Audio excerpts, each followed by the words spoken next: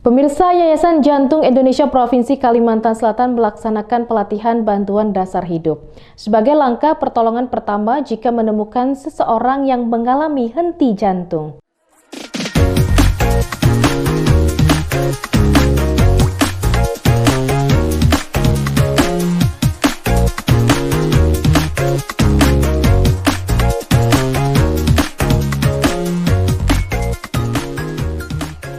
Puluhan kader PKK dari 5 kecamatan sekota Banjarmasin mendapat pelatihan bantuan dasar hidup yang dilaksanakan oleh Yayasan Jantung Indonesia Provinsi Kalimantan Selatan saat memperingati hari jadinya ke-40 di salah satu hotel di Banjarmasin. Para peserta diberikan materi tentang teori penanganan bantuan kepada korban yang mengalami henti jantung dengan melakukan resusitasi jantung paru atau RJP sebelum bantuan dari tenaga medis tiba di lokasi kejadian. Selain itu, para peserta juga diberikan praktek langsung penerapan RJP dengan menggunakan alat bantu yang dipandu langsung oleh dokter spesialis jantung dan pembuluh darah, Dr. Dwi Laksono Adiputro dan Dr. Intan Yustika Sari. RJP sendiri dilakukan dengan meletakkan tangan yang dominan di bawah, diikuti tangan yang tidak dominan di atasnya, dan dikunci menggunakan jari jemari. Kemudian letakkan tumit tangan pada pertengahan dada, seperdua bawah sternum, lalu tekan secara berkala dengan kedalaman minimal 5 cm dan kecepatan 100 hingga 200 kali per menit.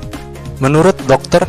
Dwi Laksono Adiputro menjelaskan, bantuan dasar hidup yang diberikan dibarengi dengan pemberian napas buatan. Di masa pandemi saat ini, kini ditiadakan dan hanya dilakukan dengan RJP menggunakan tangan guna menghindari penularan COVID-19. Ya, jelas saja. Jadi kalau sebelum masa pandemi kita akan memberikan bantuan napas buatan, istilahnya mouth to mouth dari mulut ke mulut, walaupun dipakai masker, dulu juga seperti itu.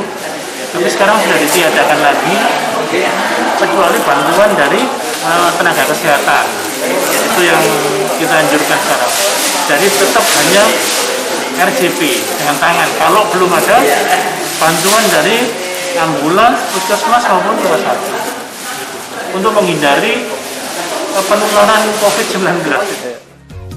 Sementara itu, menurut Dr. Intan Yustika Sari, pemberian RJP kepada korban henti jantung sangat penting dilakukan karena lewat tindakan bantuan hidup dasar, persentase keselamatan korban akan semakin tinggi sebelum tenaga medis tiba di lokasi kejadian. Persentase selamat tergantung dari penyebabnya apa ya. Kadang dengan korban yang henti jantung kemudian dilakukan tindakan bantuan hidup dasar secepatnya, maka akan semakin tinggi pula kemungkinan untuk itu. Tapi kadang sayangnya tidak semua kejadian henti jantung itu disaksikan. Ada yang henti jantung yang sudah beberapa lama, maka akan semakin rendah juga kemungkinan untuk survive. Lewat pelatihan ini, diharapkan bisa menambah keilmuan para peserta jika menemui korban henti jantung dalam kehidupan sehari-hari. Erwin Yudanwari, Banjar TV.